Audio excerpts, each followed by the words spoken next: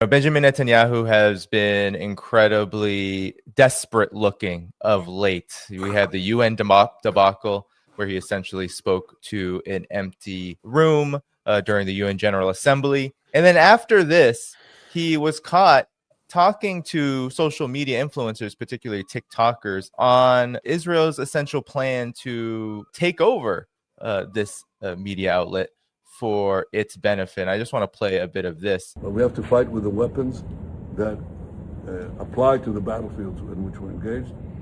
And the most important ones are the social media. And the most important purchase that is going on right now is class? Followers. TikTok. TikTok. Number one. And I hope it goes through because it can be consequential. And the other one, what's the other one that's most important? X. That's very good. And, so we have to talk to Elon. He's not an enemy. He's a friend. We should talk to him. Now, if we can get those two things, we get a lot. And I could go on other things, but that's not the point right now. We have to fight the fight, okay?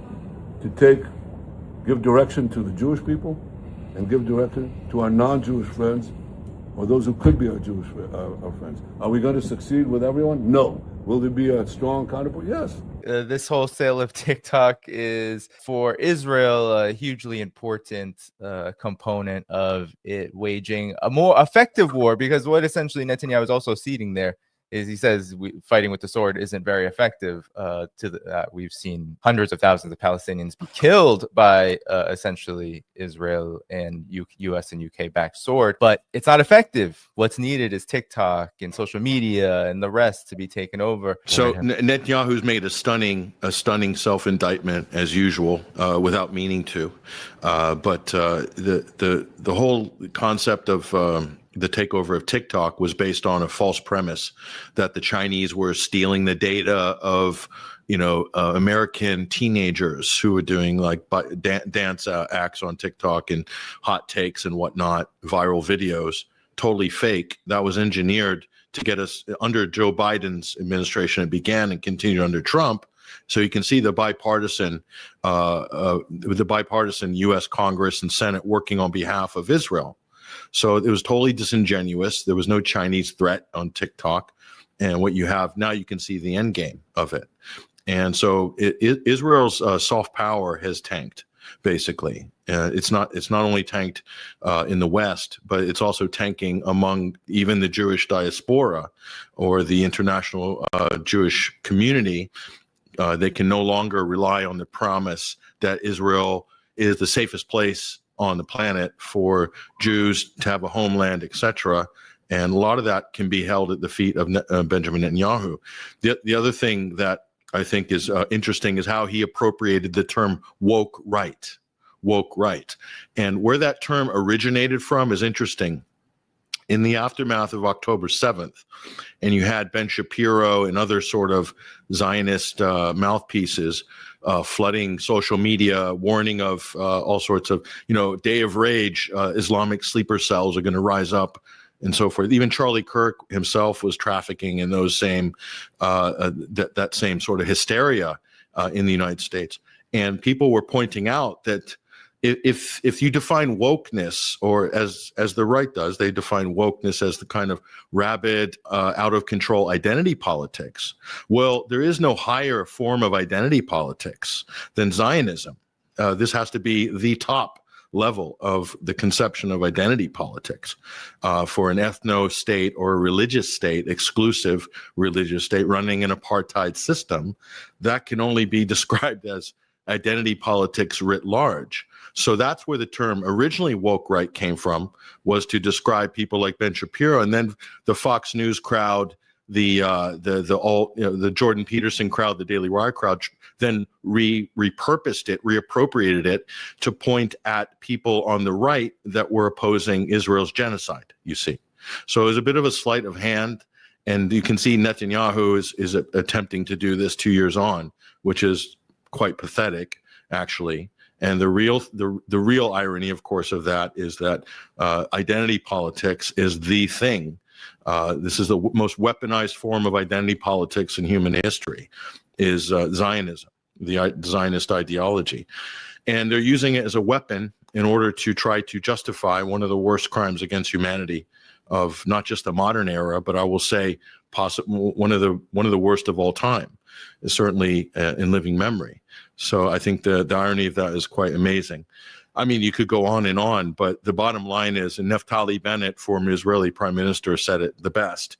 He was decrying the fact that they had blown 120 or 150 million trying to buy influence across social media platforms post October 7th, and we're being outnumbered by pro-Palestinian posts 16-1.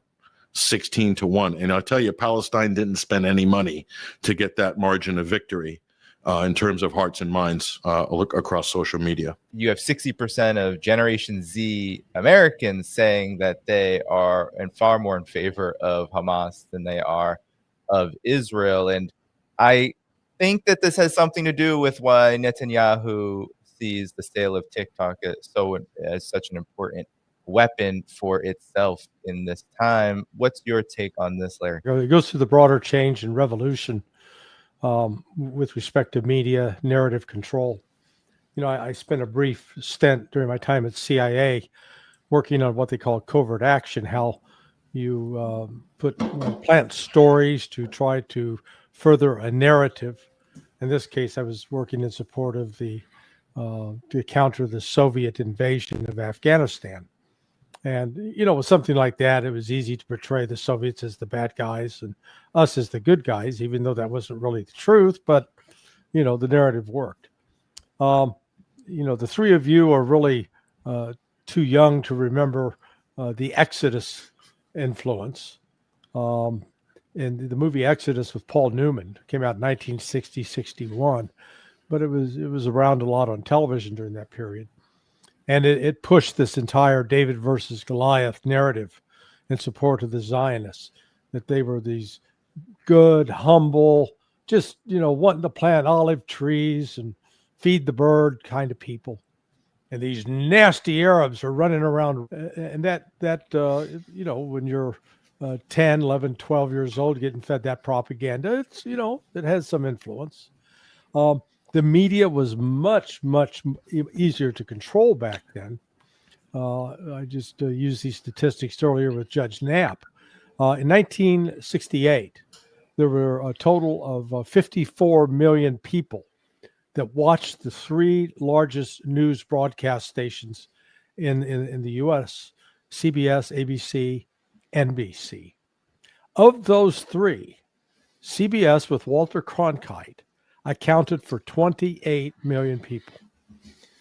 In August of 2016, those three stations, plus Fox News, CNN, MSNBC, combined, had an audience of 27 million.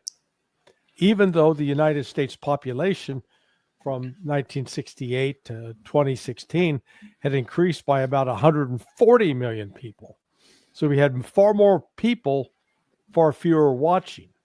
So that's why this whole social media space, particularly on the internet, and, you know, with Facebook, with TikTok, with Twitter/X, that has, you know, it has created new challenges for the government to try to control it. And fortunately, as was the case during, you know, the Soviet Union, when they had imposed a lot of restrictions upon what could be printed, what could be published, what could be aired. At that time, a subculture called samizdat grew up, in which surreptitiously articles that went against the main narrative, the popular narrative, were circulating. And so in spite of government efforts to try to control, shape, and dictate what the narrative would be, there was still, it just like, you know, water seeking a way through solid rock. It finds a way. And so that's what we're living with today. We're seeing desperate efforts of the governments in the United States, in Europe, and in Israel to try to control the narrative. But shows like yours, like, you know, what Patrick does, Judge Napolitano, Nima, the Duran, you know, you go down the list of and things you may even disagree with, but there's so much out there, it actually makes it almost impossible for the government to control it. And that's the bright side or the silver lining to this dark cloud. You have in Israeli media, with European leaders bowing to fringe groups, Israel must prepare, written by actually University of Southern Wales UK research fellow for the Israel Center for Grand Strategy in the UK. This shift, Matt, in Europe in particular, is not just Europe, as I showed earlier. It's with younger Americans. The vast majority of people in the United States also are incredibly opposed to what Israel is doing and see the United States as a big backer of this. It's clear as day. Where does all this fit into this overall refocus or double down focus on the part of Israel on information warfare? Well, their brand is now tainted and I would say destroyed. And Zionism is from the start has been all about lobbying great power to get what it wants. Obviously, the whole nightmare began in London with the Balfour Declaration in 1917, when the British government promised Palestine to the Zionist movement, and that was a very kind of, that they were shoehorned into that effectively by people like Chaim Weizmann, and they saw what they were successful in what they did, but they saw that they needed to get the great powers on their side. At that time, Britain was the most powerful country in the world if they wanted to get what they want, and they know that the whole of their existence relies on the population, particularly in the United States, but also in Europe, being on their side and supporting their government, supporting them.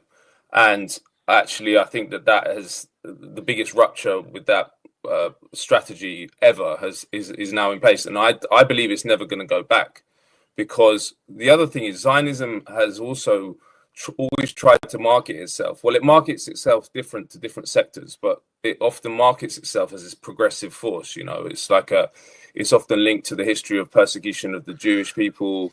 It's linked to progressive ideals like socialism and stuff. Well, lobby groups try and do that.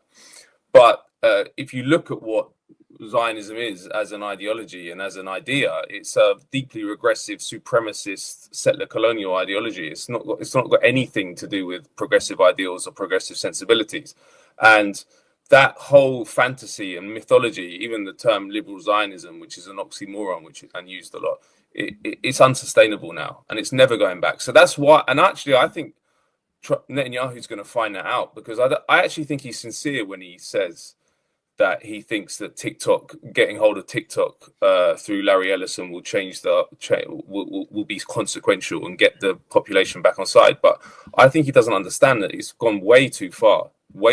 People's eyes are open, and especially young people. And these are the people that in the coming generations are going to be in the Foreign Office in the UK, in the State Department in the US. The whole generation coming up absolutely hates Israel and actually sees it as synonymous with evil, which it is.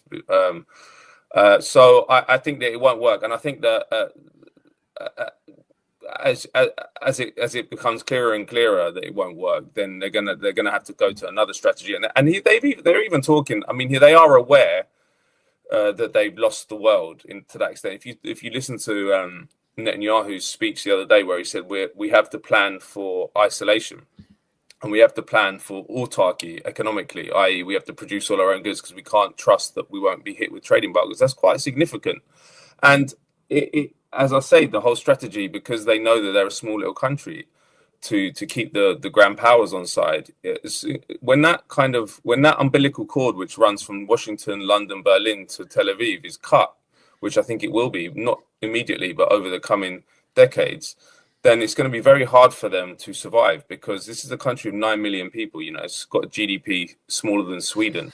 It can't survive without the United States for like a couple of weeks, particularly militarily. So I am quite hopeful that in the long term, Zionism is dying, and also that they won't be able to reverse it, no matter how many social media platforms they buy. The other point is also, look, they have huge control over social media already, and still the whole world's turned against them. Meta has censors on behalf of Israel all the time. They've got significant numbers of former spies, Israeli spies working for them. Same with Elon Musk is a big supporter of Israel, and it's not worked. So I think that they're going to find that out very quickly. The interesting question is, how do we translate that shift in public consciousness around the world into policy changes within our own government? Because it is happening slowly, and I'll just give you some examples from the UK particularly, because it's not happening in the same way in the US, because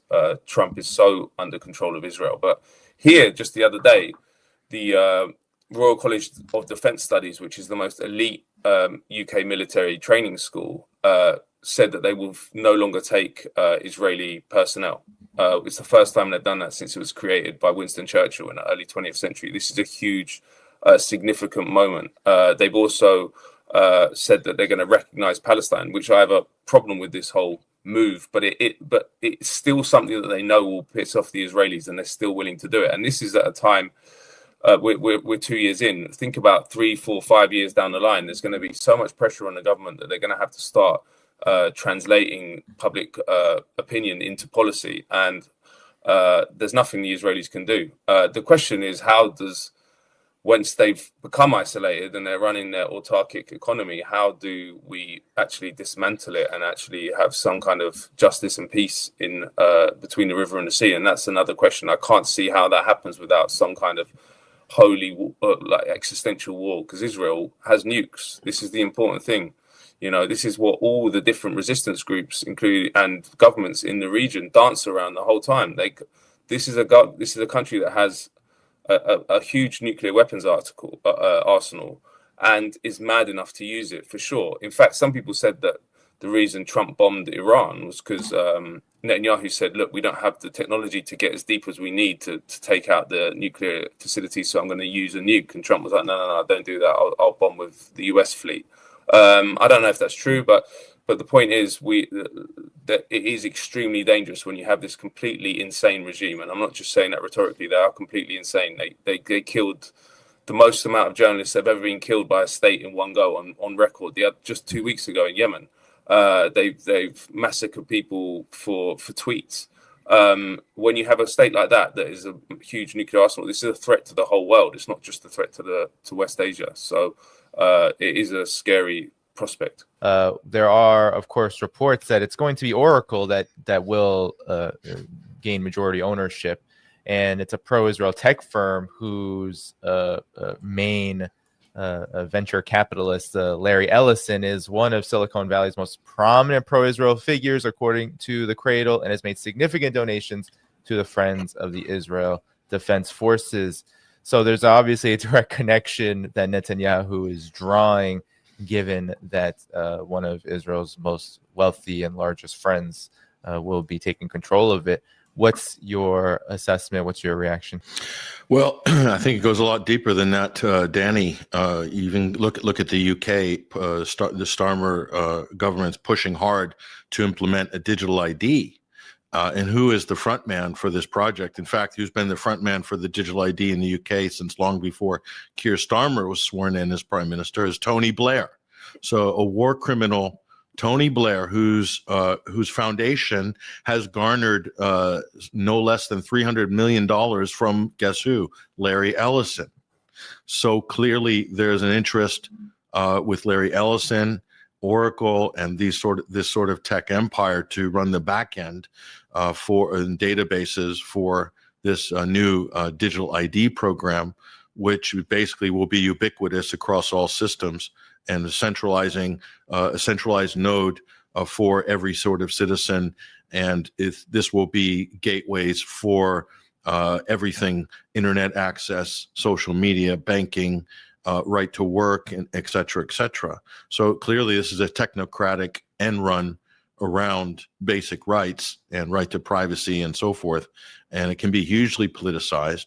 So when you consider that, and Larry Ellison being Israel's one of their biggest assets on the planet in terms of a tech mogul, and then you drill down even further and you realize at some point during the founding stages of Oracle that the Central Intelligence Agency were deeply involved in this and many other similar enterprises. Larry Johnson can probably comment on this area, but we have venture capital firms like In-Q-Tel that are routinely involved in providing the seed funding and seeding the board initially of board members of some of these corporations. There's a joke in Brazil, Danny, I don't know if you heard it, but some Brazilians will laugh and say, we don't decide our elections, Oracle decides our elections. So all of these systems, electronic voting systems, election systems have been road tested in so-called third world countries by United States intelligence with their tech moguls. And these can also be deployed in America. They can be deployed in Britain, across Europe, if they're not already being deployed in that fashion. So in terms of manufacturing consent or election outcomes, certainly you've got a prime minister in Britain that is absolutely will go to the wall for Israel, no matter what they do. That's pretty clear. But in a prime minister with a very low approval rating, and right across Europe, you have all these leaders that are clinging to a mandate with high 20%, low 30%, and stitched together with flimsy coalitions. So there's no way they can represent what the public majority want or believe or feel. And the United States goes for the same thing in the United States. But yet, and when it comes to supporting Israel, you could end up in the next 10 years having governments that support Israel still, but people that are just totally against it. And I think you're already seeing that now. So this gulf increases between where the public are and where the elite bureaucracy are, and where the big billionaire oligarch class are. And of course, many of those oligarchs, whether they're Christians or whether they're Jewish, they're all Zionist. That's the thing they have in common.